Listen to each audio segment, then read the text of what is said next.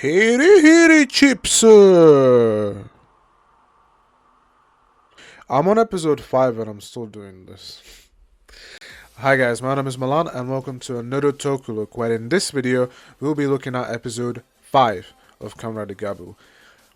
I have only one thing that I didn't like. Let's just get that out of the way first. It's the part when Hanto is looking into the granules and what they're up to, and this entire time he's just looking into them through a window, and you're telling me that these agents don't notice him until he makes a noise.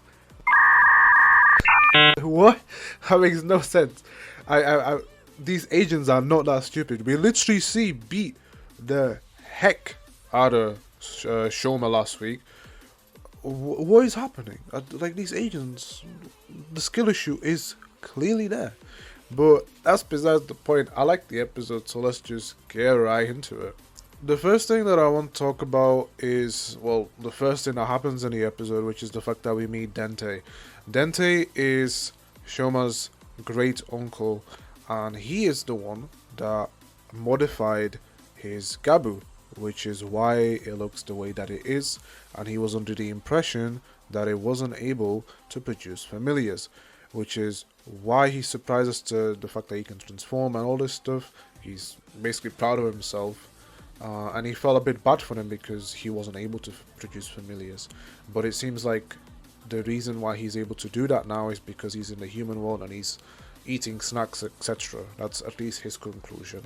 So I'll get more onto Dente in a bit, but this is the groundwork that we upset, is that Shoma's Gavv was very different when he was born.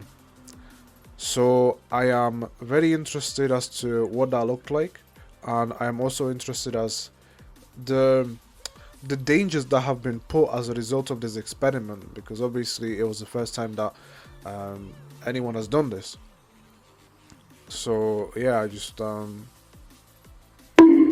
this is also the episode where we learn that the agents that Shoma fought last week are actually the familiars that the Stomach family summoned.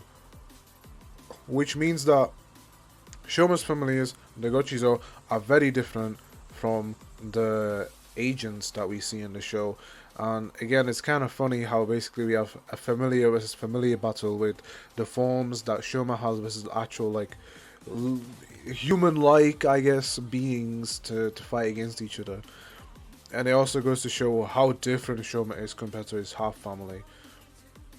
We also see that Jeep and Shita are under a lot of trouble, as their oldest brother is telling them off for the fact that their stocks are decreasing as a result of Shoma killing off all these part-time workers.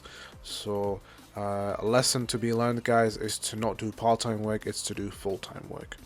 But we also get an insight that the dark confections are not normal. It's not a normal thing for the granules. It is something that's being sold on the black market, and they are trying to make it a norm, which is why they're selling it to higher ups and celebrities. And I find this interesting because it raises the question of, what do the granules eat?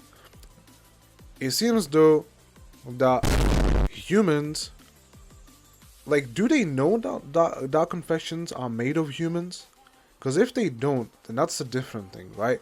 Because again, we've seen that a rogue granule killed off Hanto's mum by literally eating it. We now know that dark confections are made of humans. The question is, do the actual granules, the regular granules that we like see in the episode, know that the dark confections are made of humans? Can they eat, like, are they fine with eating humans? Is that like part of their diet? Because then this eliminates my whole link to Tokyo Ghoul, because it has nothing to do with Tokyo Ghoul. If these people don't need to eat humans, and it's just something that they have done maybe, or they are able to, or it's just something that they don't want to do, but it's just a side effect of the dark confections, it raises a lot of questions and I find this very interesting. It was very subtle, the way they present it in the episode, but it actually raises a lot of different theories as to why the Granudes have been targeting humans this entire time. So this is like the most important thing that we actually learn in this episode, and I'm keen to learn more as the show goes on. This episode is also the last time that we will see Hanto's guardian. The last time that he speaks to him is basically about the fact that he is cheering him on in finding the truth behind the monster that killed his mother. If only he knew that he was being killed off by the same species, which happens at the end. But we'll talk about the end later in the video. It's just when we talk about next episode, it'll be interesting to talk about Hanto and his guardian's relationship and how much he cares about him overall. One thing to point out, Suga is sussy. It's like the fact that he was giggling while experimenting on a Gochizo is the most... I don't know what to think of this guy. I mean, again, I know what he's gonna do. Based on the fact that as of the recording of this video, I am on episode 8. But I just what is this guy thinking of? This guy is a bit of a schemer. Does he actually dislike the Granudes? Is he just taking the mick? Who knows? We'll have to find out. I don't know. I just want to give a bit of a shout out to the monster of the week for the next 2 episodes, so 5 and 6. For those of you that do not like go on social media and stuff for this kind of stuff, the actor that portrayed the monster of the week made a post on Twitter saying that, hey, I'm gonna be in this episode, and somehow it gained a lot of traction, because that tweet just had a lot of likes and views. The guy was shocked, and he was very thankful for the attention that the tweet got. I mean, he does a really good job in the episode to portray the Granude that is obsessed with these confections and wants to eat more, as like a special occasion to eat these things. And again, it makes me wonder, does he know that they are made of humans, right? Because he's doing the side business of collecting humans, but does he know that humans are what make the dark confectionery? Okay, so this is the main thing that I'm going to talk about in this episode, and that is Shoma's dad. This episode makes me really confused as to what his dad was trying to go for. So, thanks, mate. So, Shoma's dad, Bush, he asked Dente to do the surgery on Shoma because he wants him to produce familiars. He wants him to be safe. It makes me wonder as to how him and Shoma's mum have met. Did she actually like Bush? Because later in the episode we see a moment where Bush is trying to take Shoma away for training, as he believes that he needs to train to better himself and prepare for the adult world and the outside world of the Granudes. So yeah, I don't know, because in some instances he seems to be very caring, but in that scene he's portrayed as not in a villainous way. It just feels like he's been kind of abusive. So I'm kind of conflicted as to what his true intentions were for Shoma. I would like to believe that his intentions for Shoma were positive. It is also known, like Dente has actually mentioned in the episode as well, that the reason why Bush was not as kind to Shoma and his mum is because if they were all happy and cheerful, they will be seen as food for the Granudes. Again, a lot of questions. So if the Granudes do not approve of, well, the higher-ups don't approve of dark confections, why are we then having this whole conversation of if they see happy humans, they will want to eat them, right? Is this a thing for the stomach family? Is this a thing for Granules overall? Again, I'm just very confused as to, do the Granules actually know about like eating humans, or about the dark confectionery, like the people that do eat the dark confectionery? I'm really confused, and I need some elaboration for this.